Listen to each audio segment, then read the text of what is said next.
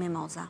Se ne dhe kur takohemi pleqëri quajmë shtëpi të moshuar. Fillojmë të dhe tregojmë kohën tonë.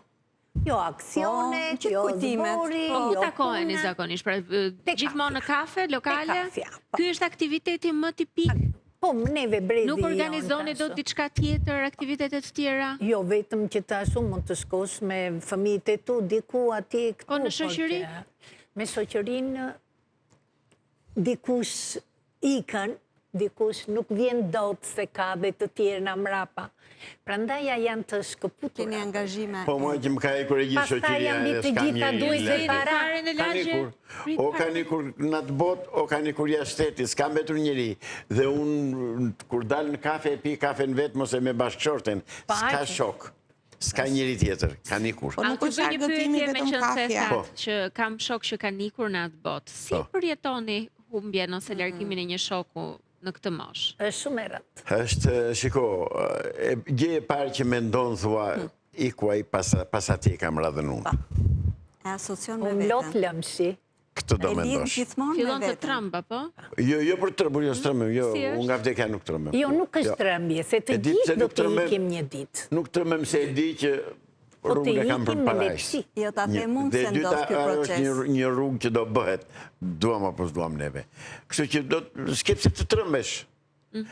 Trëmbem nga intrigat e shoqërisë, trëmbem nga ato që përjetoj për ditë në profesionin tim, trëmbem nga marrëdhëniet shumë të këqija që kanë nën e birë ose bij dhe prindi me fëmijët të cilët i qojnë prindrit tek qendra kësaj zonjës këtu. Këta nuk janë fëmijë. Nuk janë njerëz. Jo, dua të them diçka shumë të rëndësishme këtu. Shiko, ato që i kanë sjell prindrit tek mua, ata duan shërbim 24 orë. Por nuk them jo, të lutem. Prit. Jo, s'ka rëndësi, ka shumë qendra si puna ime. Edhe unë, djalit tim nesër, nuk mund t'i them lëre punën, ti dhe mu merr me mua, sepse ajo do infermieren, ajo do psikologen, ajo do kujdestaren, ajo do doktori në moment. Ne po themi kishim 2 raste brenda 24 orëshit që ne shpëtuam jetë. Dhe atë nuk mund ta bëj dot kur ti ke ikur duke punuar dhe do vish mbas 5 orësh nga puna, apo ke ikur për të blerë diçka dhe do vish më vonë, ndërkohë që aty ndodhen gjëra të jashtëzakonshme. Ne aty i kemi sepse edhe kjo duhet, me thënë kanë bërë aksidente me makina janë thyer, kanë bërë fraktura të koksofemorit që janë me paterica, që janë me karroc, ne kemi posta VC që kanë bërë goditje në tru, ne kemi demenca pa fund, ne kemi probleme nga po pra po ne, tani, ju nuk mund të thoni që janë ata fëmijë që i çojnë aty. Çfarë do bëj ai fëmia në mesta, po ne për këto raste po flas. Unë them për ata që ikin i lënë fëmijët prindrit vetëm dhe ikin në emigracion. Unë kam për ata se kam për këta që të rinjë. Po ata kanë ikur me shumë vite, i kanë lënë të rinjë. Jo, nuk shështu. A ka interes edhe nga fëmijët prapë me gjithë banorët më shuar që jo keni interes, po kërkesa të jashtëzakonshme llogarie. Se nuk duhet, ndaj edhe nisa pak më herët, duhet patur shumë kujdes për të mos i paragjykuar, sepse do bëhet jetë paralele dhe nuk mund të ndalosh as jetën tënde me si prind edhe personale, as si fëmia i atij prindi. Dhe do mundohesh që të gjesh ndihmë, sepse nuk e bën dot vetë. Vendim të jo se nuk do ta bësh. Në këto raste plotësisht dakord me ju dhe me zonjën. Sepse ka nevojë për ndihmë të specializuar dhe për personel të specializuar. Po dhe duhet të ketë lekë që ta shpjeri. Po të ikësh ti lësh në mosh punë e prindrit. Por që janë vetëm burë e grua, dhe ti të vesh në emigracion dhe të kujtojsh një... Po që vetë prindrit nuk pranojnë në mënyrë absolute të ikin atje. Mua më kanë ardhur nga Amerika, nga Kanadaja, nga Anglia, me një insistim të jashtëzakonshëm se s'duan të rinë atje. Nuk duan prindrit vetë. Nuk duan vetë, sepse duan të vdesin në Shqipëri. Jo, duan këtu edhe pse fëmijët i kanë atje dhe është e çuditshme dhe kemi raste pafundë. Pra edhe kjo është edhe kjo realitet është. Po dëmshuria për atë dheun është e barabartë vetëm ta me dini që dëmshurin ata për prindin. fëmijë vuajnë shumë. Unë atë dheun dhe prindin i vënë në një anë të peshore. Ata fëmijë vuajnë jashtë mase shumë. Këto janë parime që kanë frikë se nuk janë më aq të forta. Se unë kështu i kam për vetë me atë dheun dhe prindrit i kam pasur një lloj. Dashuria për atë dheun është zbutur pak. Megjithatë po shkoj tek Manjolën se do shkoj në publicitet. Në Francë. Doni të shtoni diçka dhe në fakt e drejtë në aspektin psikologjik. Vetmia që do mos dëshmërisht do vi një moment edhe do përjetohet një moment. Mund të jetë të dy shumë të shëndetshëm, njëri prej tyre nuk jeton më. Si përballohet, çfarë rekomandohet që të bëhet në këto raste? Së pari duhet themi, Katerina, që është shumë individuale dhe varet shumë nga karakteri i njeriut. Pra, këta që kanë karakter të fort e përballojnë më mirë se ata që kanë një karakter më të... Vetëm që të dëgjojmë dhe ne që jemi largë, se e vërtet. Ndjes.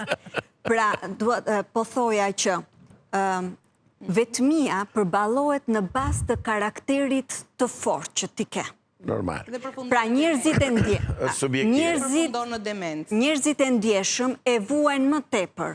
Pra janë të predispozuar... Vetmi shumë e rrezikshme, nuk ka për karakter. Për gjatë gjithë jetës sonë, ne kemi një rrugtim të vetmisë. Pra ne ndjehemi vetëm her pas herë gjatë gjithë jetës sonë. Por vjen një moment ku ne ndjehemi më shumë se kurrë, sepse në bazë të aftësive tona, të kapacitetit ton të kufizuar, na bën që të jemi shumë herë më të ndjeshëm ndaj kësaj gjëje. Pra, përjetimi zmadhohet më tepër në faktin që ti je në moshë. Pra, dhe e ndjen vetmin më tepër se sa kurrë. Dhe është një proces që ne duhet kuptojmë që do jetë dhe do ndodhi, por në varësi të karakteri që ka njeriu. Pra ta zbusim atë me prezencën. Ku jemi? Ku jemi neve? Me njerëz kaq të vetmuar ku janë? Psikologët, punonjësit social, pse rinë për zyra dhe nuk shkojnë në këto njerëz? Se gjithë bota kështu punon dhe unë për këto jam... Jo, të lutem, të mbaroj, sepse unë e gjej një problem shumë të madhë, social dhe problem shumë të madhe dhe ligjor.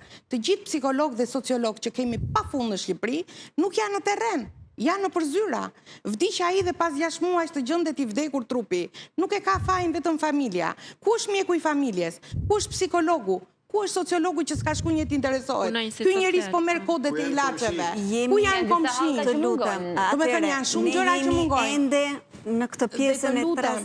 Të lutem, këto psikologë se po flasim gjëra shumë të bukura në teori, po unë dua të jem shumë realiste, se realitetin e kam 24 orë në 24. Unë jetoj me ata banor aty dhe i shikoj sa të vetmuar kanë qenë dhe aty sa i ka ndryshuar ajo pjesa, por aman edhe roli i psikologëve dhe i sociologëve duhet jetë në terren. Të shkojnë në këta të moshuar, të vetmuar, të bëj sikur dhe 1 orë muhabet, i bëj kaq, jo më shumë. Të lutem, por aman, kjo nuk funksionon. Ke shumë të drejtë, por ne duhet të shikojmë historikun e kontekstit ku jetojmë. Jemi një shoqëri që jemi në krijim, në evolim të kësaj gjëje dhe të pranim. Të lutem, se cili profesion është duke u profilizuar. Duhet të jenë në terren, nuk duam teori më. Jo, nuk po flasim për teori.